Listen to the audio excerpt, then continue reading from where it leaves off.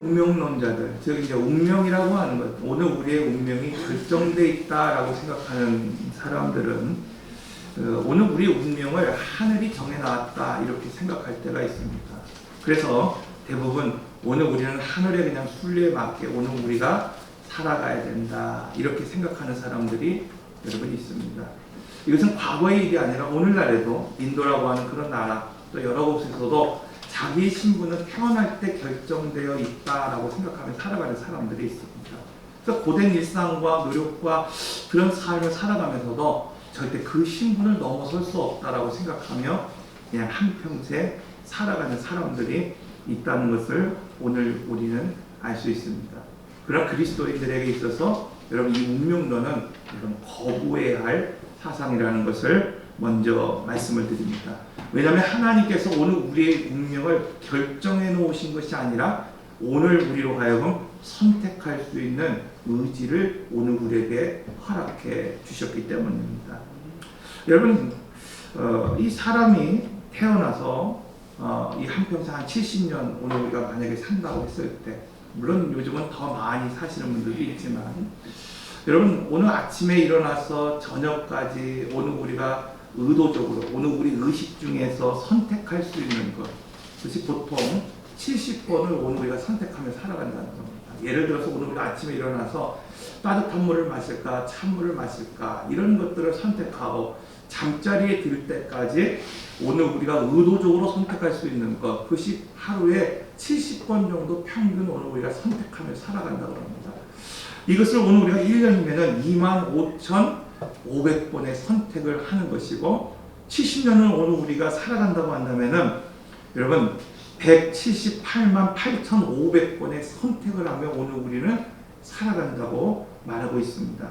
근데 이때 중요한 것은 무엇인가 하면은 오늘 우리가 얼마나 많은 것들을 선택하며 살았느냐가 중요한 것이 아니라 여러분 그때마다 우리가 무엇을 선택했느냐에 따라서 오늘 우리 인생의 그 갈림길이 여러분 정해진다는 것을 오늘 우리에게 말씀하고 있다는 것입니다.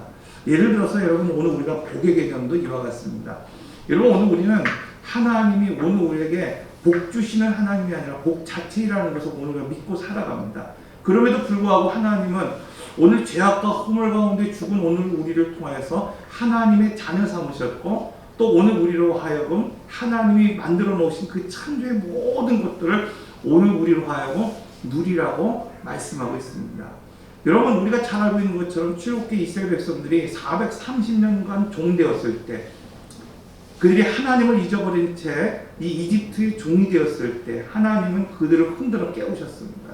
그 고난을 통해서 하나님을 찾게 하고 그 고난을 통해서 하나님을 부르짖게 함으로 말미암아 하나님이 그들 안에 역사하셨고 그 종되었던 사람들을 하나님의 약속의 땅 가나안 땅 그 젖과 꿀이 흐르는 그 땅으로 인도해 내셨습니다. 그리고 이제는 더 이상 애굽의 종이 아니라 하나님의 백성이요 하나님의 기업이라고 약속해 주셨습니다. 그리고 보이는 그 땅 가나안 땅을 그들에게 약속의 땅으로 허락해 주셨습니다. 근데 문제는 뭐냐면 그들이 그렇게 구름기둥을 쫓고 불기둥을 쫓아서 하나님을 쫓아 살았지만 결국 선택해야 할 때가 있다는 거예요. 가데스 바나에서 여러분 10명의 정탐꾼은 하나님의 약속을 받았음에도 불구하고 그 약속을 선택하지 못했어요. 하나님이 주신 그 기업 그것이 정말 힘들고 어렵고 정복해야 되는 그 땅이었음에도 불구하고 나는 하나님의 약속을 믿습니다. 나는 그래서 그 땅을 내 복의 기업으로 믿습니다. 한 걸음 한 걸음 나가기보다는 그 땅에는 거인이 있고 장대하고 여러분 그 거친 그런 성이 있고 그래서 오늘 우리는 그들에 비하여 메뚜기 같습니다. 이렇게 여기고 하나님이 주시는 약속을 포기하고 하나님이 주시는 그 기업을 포기하고 되돌아가려고 했다는 것입니다. 성경은 오늘 우리에게 뭐라고 말씀하고 있습니까? 그들 1세대들이 40년 동안 광야에서 다 죽기까지 하나님은 그 약속의 땅을 열어주시지 않았다 이렇게 말씀하고 있습니다. 여러분 오늘 우리가 이것을 볼 때 그들의 운명은 정해진 것이 아니라는 거예요. 그들의 1세대가 하나님으로부터 기업을 약속받았음에도 불구하고 그 땅으로 들어가지 못했고 40년 동안 그냥 광야에서 먹다가 죽은 인생이 될 수밖에 없었던 이유 그것은 무엇입니까? 가데스 바네아라고 하는 그곳에서 그들이 무엇을 선택했느냐에 따라서 달라졌다는 것을 오늘 우리에게 보여주고 있습니다. 이뿐만 아니라 가나안 땅을 정복한 그 후에 이 여호수아서에서도 아주 중요한 말씀을 오늘 우리에게 하고 있습니다.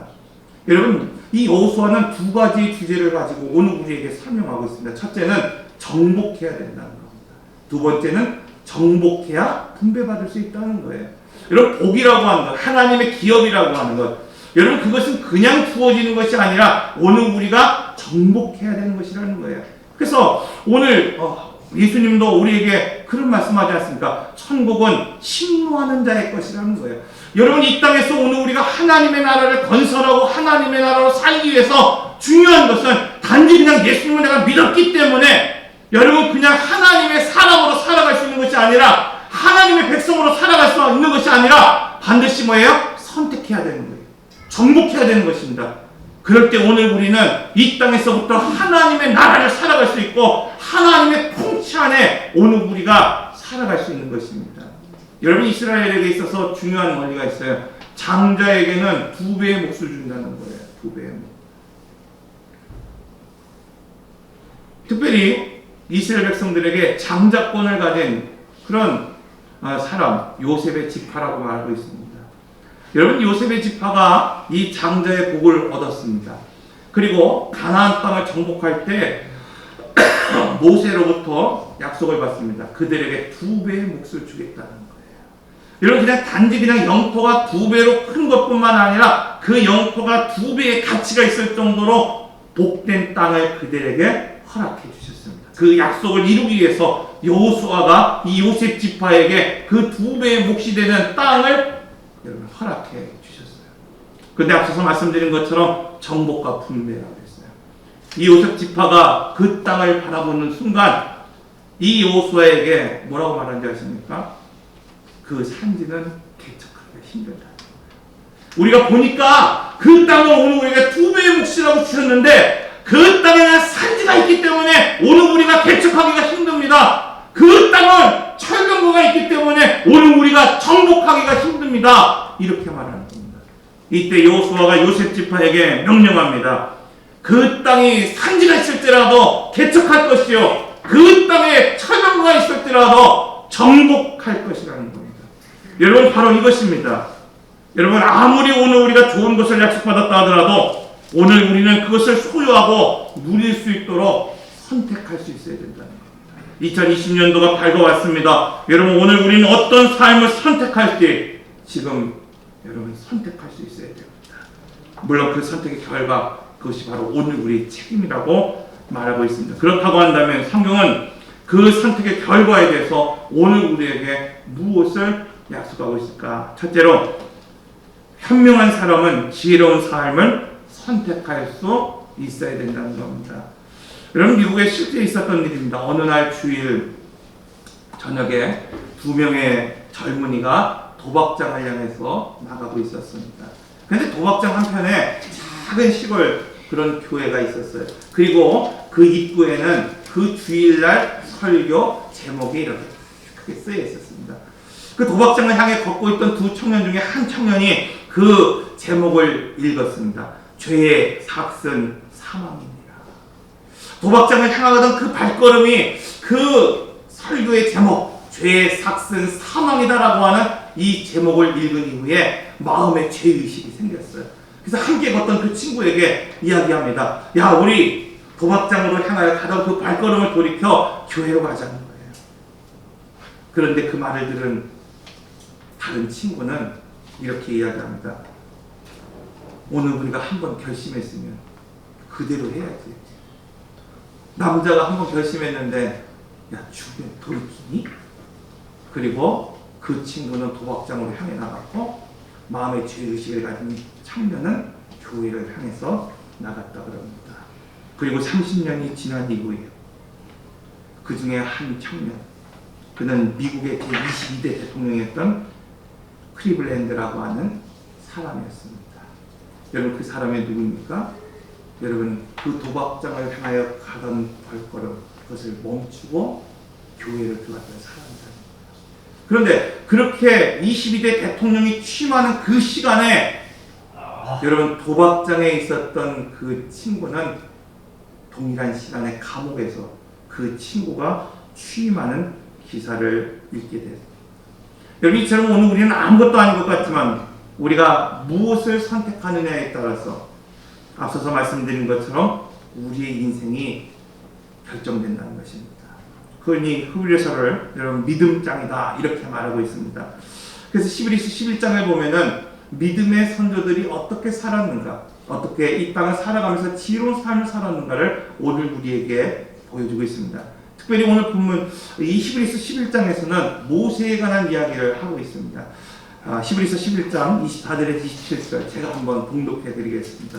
믿음으로 모세는 장성하여 바로의 공주의 아들이라 칭함받기를 거절하고 도리어 하나님의 백성과 함께 고난받기를 잠시 죄악의 낙을 누리는 것보다 더 좋아하고 그리스도를 위하여 받는 수모를 애굽의 모든 보화보다 더 큰 재물로 여겼으니 이는 상 주심을 바라봅니다. 믿음으로 애굽을 떠나 왕의 노함을 무서워하지 아니하고 곧 보이지 아니하는 자를 보는 것 같이 하여 참았으며. 여러분 11장에서 말하고 있는 것이 뭡니까? 모세는 믿음으로 지금 거절할 수 있는 지혜가 있었다는 것입니다. 여러분 상식적으로 모세를 생각해 보시죠. 지금 바로의 공주의 아들로 살아가는 것을 그가 거절했다는 것입니다. 여러분 바로의 이 딸의 이 공주, 바로의 공주 그 아들로 살아간다는 것은 결국 무엇입니까? 이집트의 왕자로 살아갈 수 있는 그 신분을 자기가 포기했고 버렸다는 거예요. 모든 권력과 부와 명예가 보장되어 있는 것, 어쩌면 조금 기다리다 보면은 이집트라고 하는 여러분 그 당시에 가장 초강대국이었던 그곳의 왕이 될 수도 있는 그 기회, 그것을 버렸다고 말씀하고 있어요. 그렇다고 한다면 여러분 왜 모세는 그런 지위를 버렸을까요? 그런 신분을 버렸을까?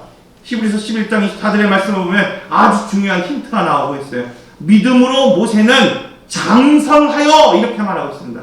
여러분 이것을 장성했다는 것은 단지 내가 그냥 어린 나이에서 성장해서 20세에 장성한 나이가 됐다, 30세에 장성한 나이가 됐다 이렇게 말하는 것이 아닙니다. 모세가 지금 여기서 장성했다고 하는 것은 어릴 적에 내가 내 신분이 무엇인지를 알지 못할 때 그는 이집트의 왕자라고 여기며 살았습니다. 나는 이집트의 사람이라고 살았습니다. 그러나 그가 장성한 이후에는 그가 비로소 자기가 누구인지 자기의 신분이 무엇인지를 알고 살았다는 것입니다.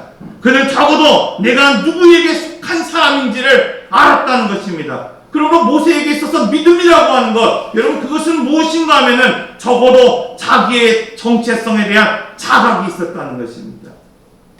내가 세상에 속해 살아가고 있는 것 같지만, 여러분 내가 이집트의 궁에 지금 속해 살아가고 있는 것 같지만 나는 히브리인이고 나는 하나님의 백성이라는 거예요.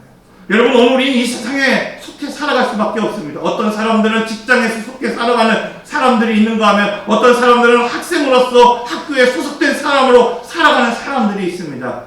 여러분 그러나 그것이 아무리 화려한 왕궁도 같을지라도 아니면 어쩌면 사람들에게 소외받고 억울한 일을 당하고 여러분 존중받지 못하는 그 자리에 내가 서 있는다 할지라도 오늘 우리의 신분은 세상적인 신분이 아니라는 것을 자각했다는 것이에요.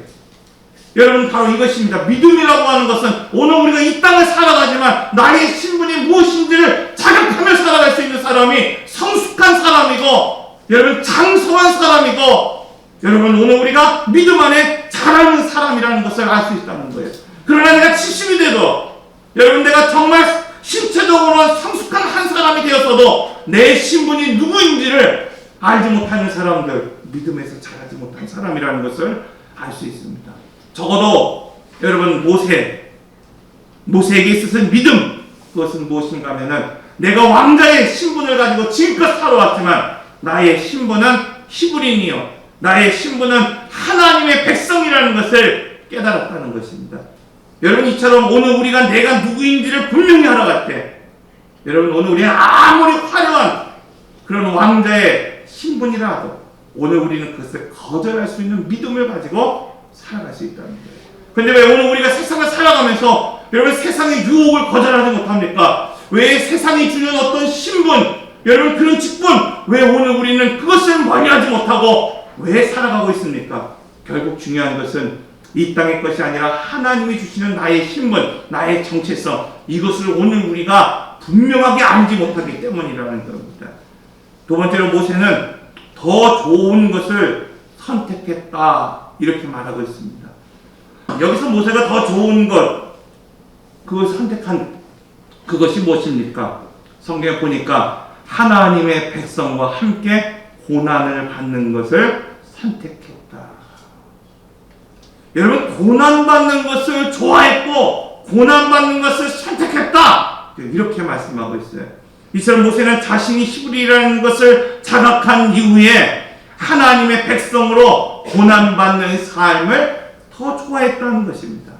여러분, 이것은 단지 오늘 우리가 이 땅을 살아가면서 예수를 믿으니까 오늘 우리는 고난받는 것이 당연해, 오늘 우리가 힘들게 사는 것이 당연해, 그럼 이 말이 아닙니다. 여러분, 적어도 모세에게 있어서는 지금 하나님이 없고 그 안에 생명이 없고 그 안에 지위가 없는 그 애굽의 왕자라고 하는 그 신분, 여러분 그것이 아무리 화려하고 아무리 아름답고 아무리 세상 사람들이 보기에는 값진 것이라 하더라도 하나님과 함께하지 않는 삶, 하나님이 오늘 우리에게 은혜를 베풀어 주지 않는 삶, 그것을 더덥다는 것을 알았다는 것입니다. 여러분, 결국 인생은 여러분 오늘 우리가 선택이라고 했습니다. 오늘 우리가 이 땅에서 아무리 화려한 것 같고 웅장한 것 같고 세상에 가지고 있는 여러 가지 신분을 오늘 우리에게 주는 것 같을지라도 여러분, 오늘 우리는 하나님이 그 안에 없는 삶, 그런 인생은 헛된 것이라는 것을 알아며 살아가는 것, 이것이 바로 믿음이라는 겁니다. 그래서 여기서 여겼다라고 하는 헬라 그 원어를 보면은 그가 그렇게 평가했다. 단지 그 말을 쫓았다는 것이 아니라 오늘 우리가 생각해 볼 때 내가 고난당하는 삶, 내가 하나님의 그 동행함과 하나님의 은혜와 하나님이 함께하는 삶을 살아갈 때 그것이 더 복된 삶이라는 것을 선택하고 평가하며 살았다는 것입니다. 여러분, 오늘 우리가 전에는 세상에서 잘 먹고 잘 사는 것이 중요했지만 이제는 하나님이 없는 삶이 아무것도 아니라는 것을 깨달아야 합니다. 잠언에서는 이처럼 지혜로운 사람은 눈에 보이는 결과를 따라 살아가지 않고 눈에 보이지 않는 미래를 생각하며 살아가는 사람이라는 거예요. 여러분, 오늘 우리는 얼마든지 눈에 보이는 것들, 여러분 그것들이 오늘 우리를 유혹할 때가 있고 미혹할 때가 있고 정말 오늘 우리는 그것을 선택하고 싶을 때가 있습니다. 그러나 믿음의 사람은 당장 눈앞에 보이는 현실과 상황 때문에 여러분 무엇인가를 선택하는 그런 사람이 아니라 여러분 보이지 않는 것 같지만 뭐가 막혀있는 것 같지만 오늘 우리는 지평 너머에 계신 하나님의 약속을 바라보며 살아갈 수 있는 그 삶, 여러분 이 땅의 삶이 아무리 화려하고 웅장한 것 같지만 결국 오늘 우리는 영원한 하나님의 나라에 소망을 두며 살아가야 된다는 그런 믿음을 가지고 살아갈 수 있는 사람이라는 것을 오늘 우리에게 말씀하고 있습니다. 오늘 이 말씀처럼 2020년도를 여러분 열어가는 여러분의 삶 가운데에서 제일 먼저 여러분 깨달아야 되는 것은 나의 신분을 확인하시길 바랍니다. 나는 어떤 신분으로 살아가야 되는 존재인가를 여러분 깨달아야 됩니다. 그때 오늘 우리는 모세와 같이 내가 무엇을 거부해야 되는지 아니면 내가 무엇을 선택하며 살아가야 되는지를 깨달을 수 있기 때문입니다. 이처럼 2020년도 여러분 오늘 우리가 지혜로운 삶을 선택하는 한 해가 되시기를 기도하겠습니다.